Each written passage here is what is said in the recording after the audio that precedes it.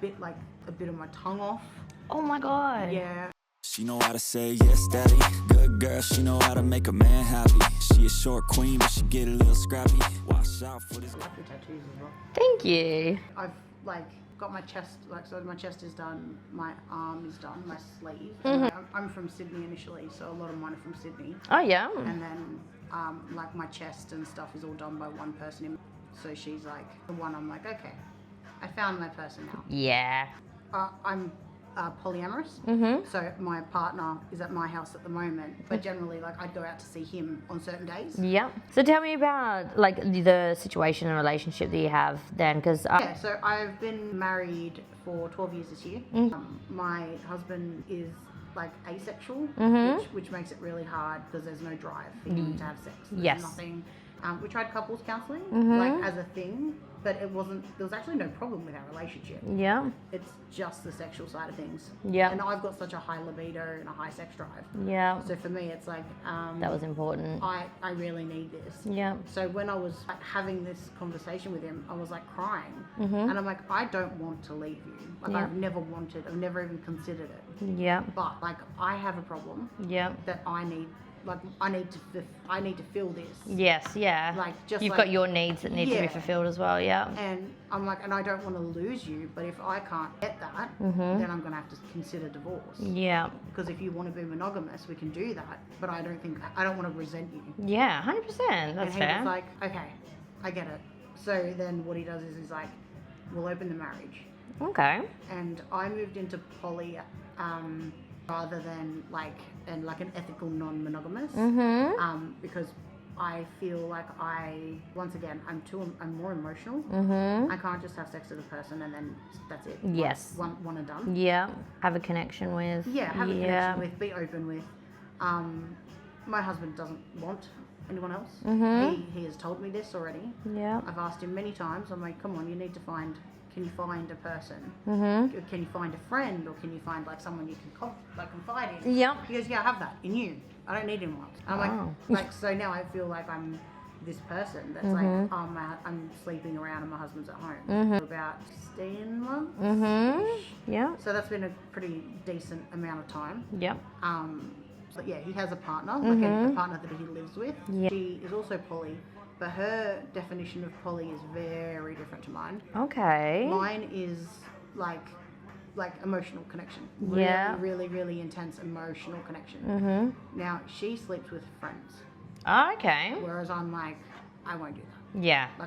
I can't personally sit there and say, yep, that's fine for me. Yeah, yeah. That's so interesting. But if it works, it works, why is monogamy such a standard practice across couples and relationships? It's probably why a lot of them actually don't work out. And I'm okay, so are you okay with this? And they're like, yeah, you okay with this? Yeah. It's so much communication. You have to, yeah. Completely clear. Yeah, you would have to, definitely. And you'd have to have your set boundaries and rules and stuff like that, so there's no confusion. Yeah.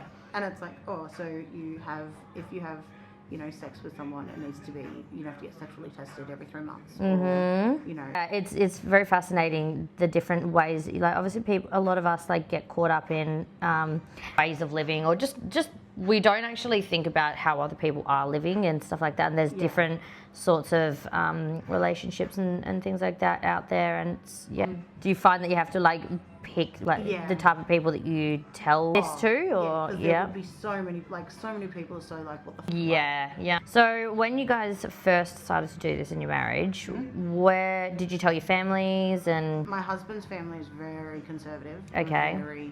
So we went over there last year for Christmas, and he only just told them then. Okay. And his mum was like, oh, I don't want him to come to the family thing, because I don't think I can deal with that. My mum, me and my mother's relationship is on the rocks. So bad. Yeah. So this is part of the reason why you guys moved here. Yeah. Yeah, I overdosed on acid. Oh shit. Yeah, I just didn't think it was possible. I didn't think that's possible. No. Well, I did.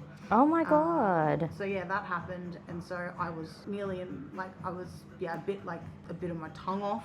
Oh my god. Yeah, and it was I smacked my head. I was seeing spiders everywhere. It was Far out. Just told myself it's never happening again. Yeah, we're not doing that again. Yeah, no, it's never. And I mean, it's good. Like, you've obviously did your research before going into it.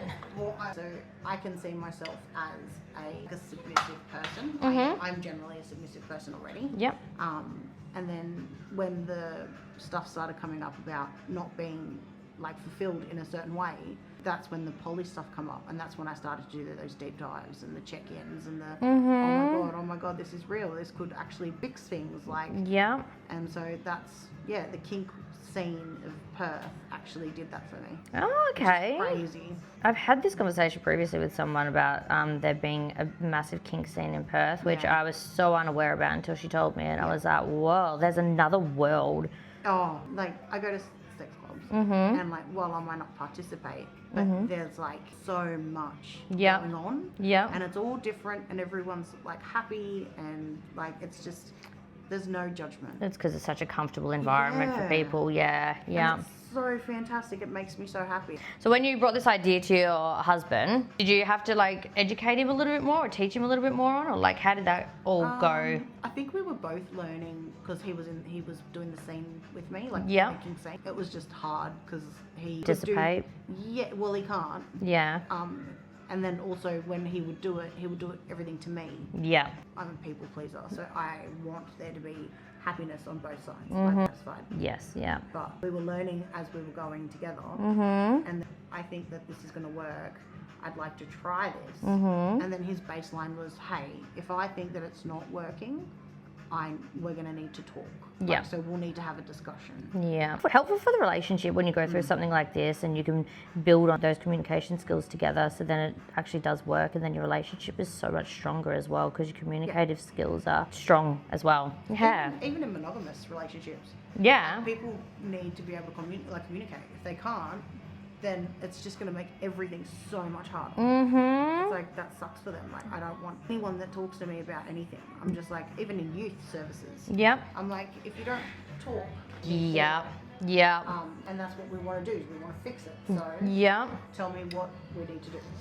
I 100% fully, I'm so big on this, and my partner tells me all the time that I don't shut the fuck up, and I have too much TMI, and I'm like, but why not? Because, you know, one example, when I was going through pregnancy, I was like, why do people not talk about this enough, that pregnancy is actually a horrible time? Like, I hated pregnancy for the fact that I felt like a lot of my independence was taken away from me because I wasn't able to do so much, and I love to rearrange furniture, and you know what I mean, like that sort of stuff. And then I was like, this is the most miserable time for me. But everyone's like, oh my god, pregnancy is so beautiful, glowing. And there are so many things that I learned through having a baby that isn't spoken about enough, and I think that's when, you know, you get your postpartum depression that comes in, because it's just things aren't spoken about enough. No, exactly.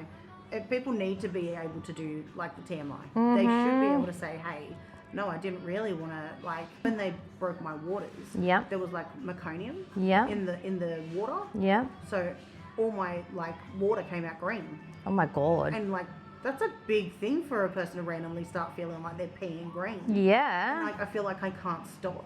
Yeah. Like, obviously because they've broken your waters and it's just not ending. It's literally emptying. Yep. And then I'm sitting there going, no. Yeah, you're freaking out because it's something that you're so unaware about. Yeah, baby. Say yes, daddy. Good girl, she know how to make a man happy. She a short queen, but she get a little scrappy. Watch out for this girl, she a little nasty. She know how to be a straight savage.